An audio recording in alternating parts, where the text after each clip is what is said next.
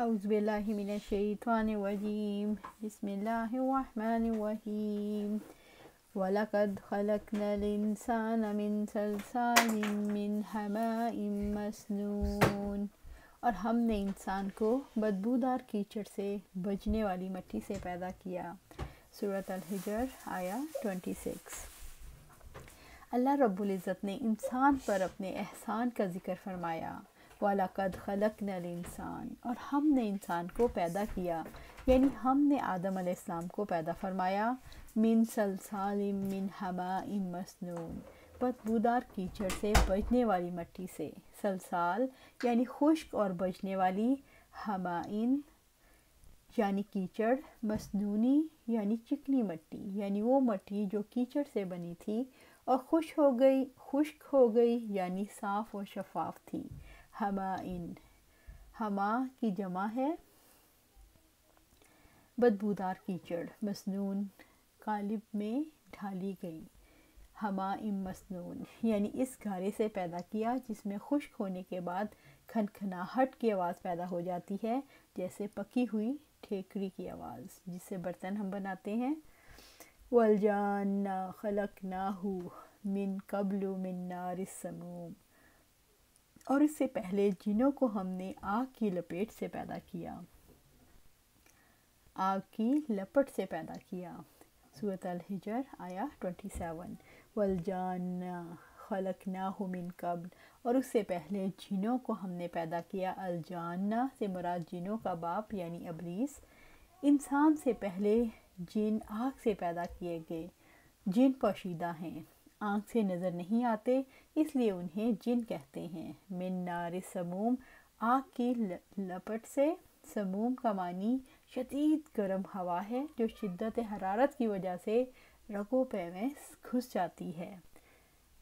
جنوں کو ایسی آگ سے پیدا کیا گیا جس میں ہوا ملی ہوئی تھی۔ سموم بمعنی سخت گرم ہوا، یعنی اتنی گرم ہوا اسے جو آگ جیسی گرم ہو اور ہر چیز کو جھلس کر رکھ دے، جس سے معلوم ہوا کہ جنوں کی پیدائش میں غالب عنصر آگ تھا۔ ابلیس اصل میں جنوں کی جن سے تعلق رکھتا تھا، مگر اپنی ہمہ وقت عبادت گزاری کی وجہ سے وہ فرشتوں کی صفوں میں شامل ہو گیا۔ عائشہ رضی اللہ تعالیٰ عنہ سے روایت ہے کہ رسول اللہ صلی اللہ علیہ وسلم نے فرمایا، فرشتے نور سے پیدا کیے گئے، جن آگ کے شعلے سے پیدا کیے گئے، اور آدم علیہ السلام اس چیز مٹی سے پیدا کیے گئے جس کا ذکر قرآن مجید میں کیا گیا۔ وَإِذْ قَالَ رَبُّكَ لِلْمَلَائِكَةِ إِنِّي خَالِقٌ بَشَرًا مِنْ صَلْصَالٍ مِنْ حَمَإٍ مَسْنُونٍ اور جب تیرے رب نے فرشتوں سے کہا، یقیناً میں بدبودار کیچڑ سے بجنے والی مٹی سے ایک انسان پیدا کرنے والا ہوں۔ سورۃ الحجر آیا 28۔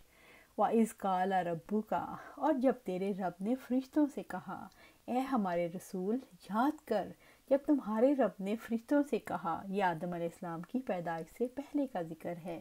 انی خالق بشرا من صلصال من حماء مسنون یقیناً میں بدبودار کیچڑ سے بجنے والی مٹی سے ایک انسان پیدا کرنے والا ہوں۔ مفسرین لکھتے ہیں لفظ صلصال کو بار بار دہرانے سے مقصود کہ انسان کو اس کی اصل حقیقت، اصل یاد دہانی کراتے رہنا تاکہ وہ کبر میں نہ پڑے اور سرکشی کی زندگی اختیار نہ کرے کہ وہ مٹی سے بنا ہوا ہے، کیچڑ سے، گندہ مٹی۔ فَإِذَا سَوَيْتُهُ وَنَفَخْتُ فِيهِ مِنْ رُوحِي فَقَعُوا لَهُ سَاجِدِينَ پھر جب میں اسے پورا بنا دوں اور اپنی روح سے اس میں پھونک دوں تو اس کے آگے سجدہ کرتے ہوئے گر جانا۔ سورۃ الحجر آیا 29۔ فَإِذَا سَوَيْتُهُ پھر جب میں اسے اپنا بنا دوں، یعنی پورا انسان بنا دوں، یعنی جب میں اس کے جسم کو پورا بنا چکوں، یعنی اس کی تخلیق کو پورا کر چکوں۔ وَنَفَخْتُ فِيهِ مِنْ رُوحِي اور اپنی روح سے اس میں پھونک دوں۔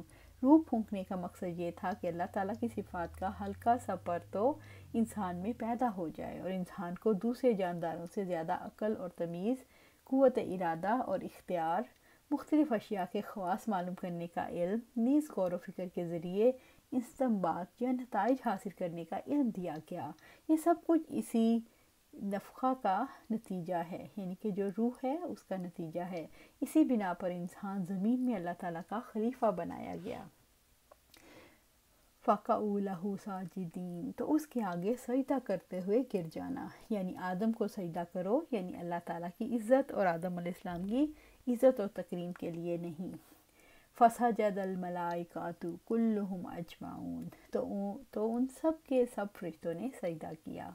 सूरत अल हजर आया 30। फ़सजदल मलाइकातु कुल्लुहुम अजमाऊन, तो उन सब के सब फरिश्तों ने सजदा किया। तो इन सब के सब फरिश्तों ने सजदा किया। फरिश्ते अपने रब की हुक्म की नाफरमानी नहीं करते, तो उन्होंने सजदा किया। तो हमें सोचना चाहिए कि अल्लाह ने जो जहाँ भी हमें हुक्म दिया है सजदा करने का या काम करने का या ना करने का, क्या हम भी इसी तरह अमल में लाते हैं? अगर नहीं लाते तो हमें सोचना चाहिए हमने किस तरह उस पर अमल करना है।